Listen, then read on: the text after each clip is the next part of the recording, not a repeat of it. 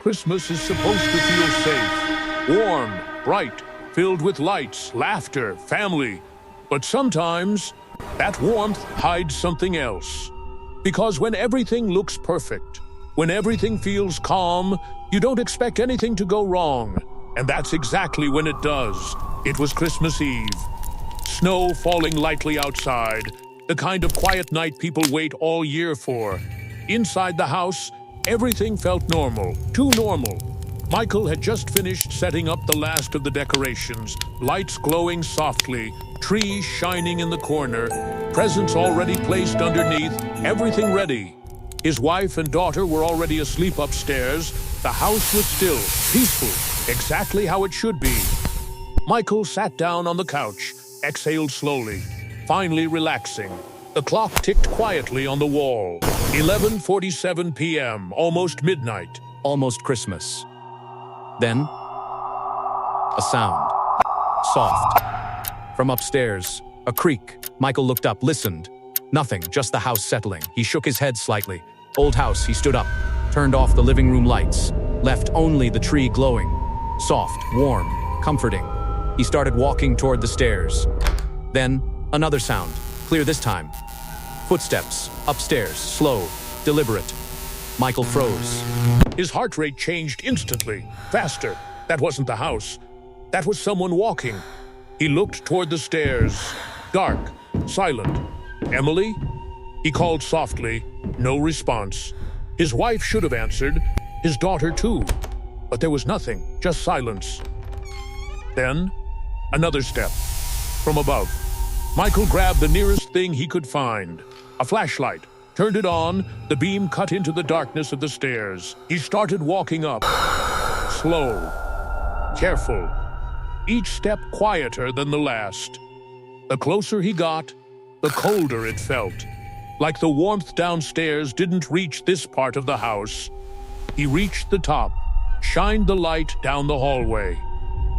Nothing. Everything looked normal. Doors closed, lights off. Then, a whisper from the end of the hall. Michael, his breath caught. That was his wife's voice. Exactly her voice. Emily?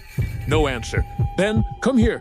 The voice sounded weak, distant, like she was struggling. Michael moved forward quickly now, fear replacing hesitation.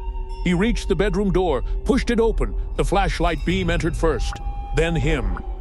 The room was empty. Completely empty. The bed untouched. No one inside. Michael's chest tightened. That's not possible. He turned quickly, looked toward his daughter's room. The door was open.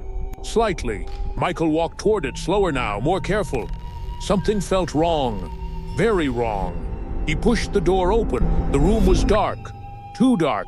The kind of dark that feels thick, heavy. Sweetie? He called. No response. Then, the voice again, right behind him. You shouldn't have come up here. Michael spun around instantly, flashlight shaking. Nothing. Just the hallway. Empty. Then, a sound.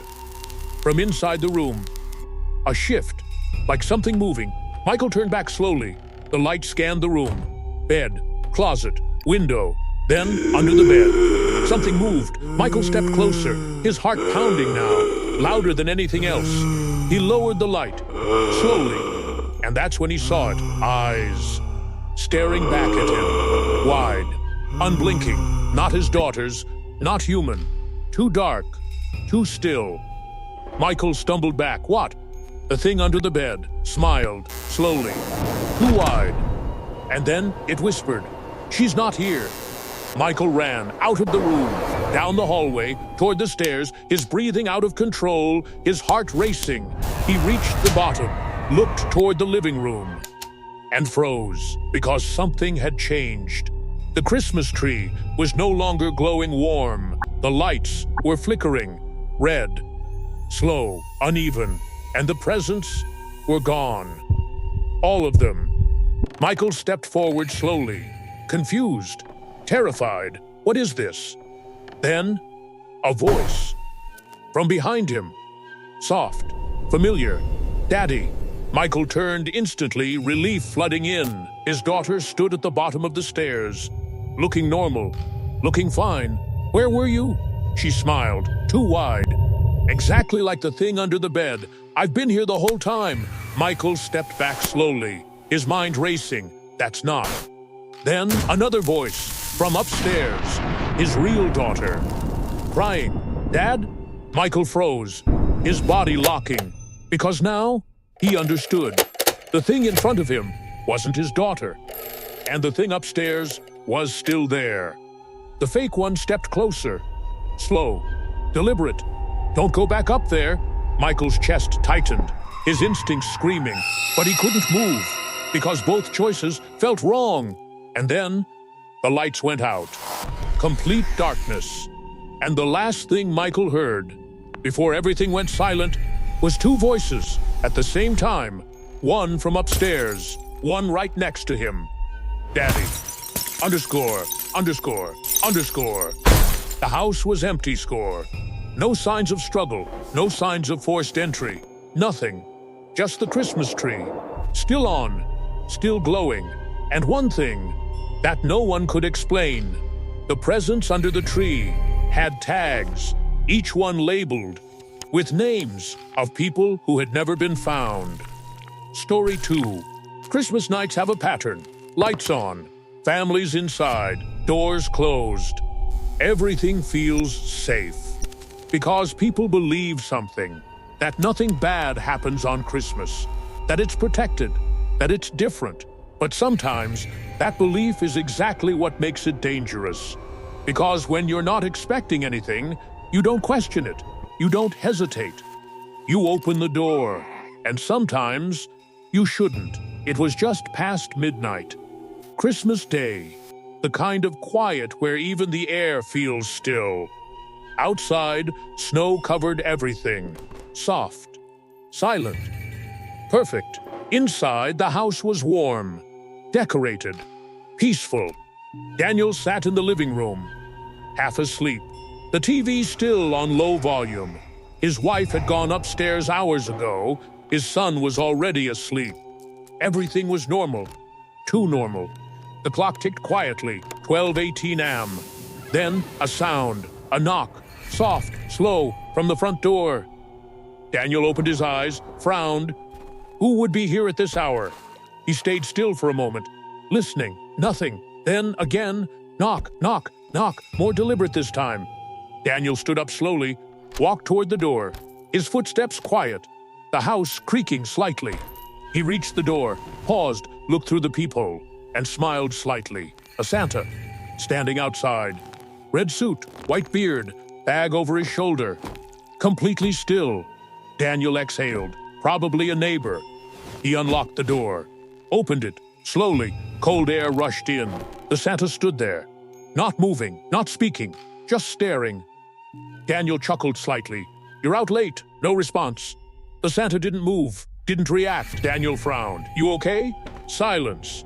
Then the Santa lifted its head slightly, too slowly, too stiff, and spoke. I have a delivery. The voice was wrong, too deep, too empty, like it didn't belong to a person. Daniel hesitated. What? For you? The Santa stepped forward, just one step. Daniel instinctively stepped back, something inside him reacting now. Something warning him, this is a bad idea, but it was too late. Because the Santa was already inside. The door behind it closed on its own. Soft, but final. Daniel's heart started beating faster. Hey, you can't just... The Santa stood in the middle of the room, still, watching. Then, it dropped the bag. Heavy. The sound echoed through the house. Daniel flinched. What is this? The Santa tilted its head. Slowly. Gifts. Daniel swallowed. This isn't funny. Silence. Then, from inside the bag, something moved. A shift. Soft. Then, a sound. A whisper. Help me. It's time. Daniel froze. His blood ran cold. That voice was his son's. He stepped forward quickly, opened the bag, his hand shaking. Hey! He looked inside and froze because the bag was empty.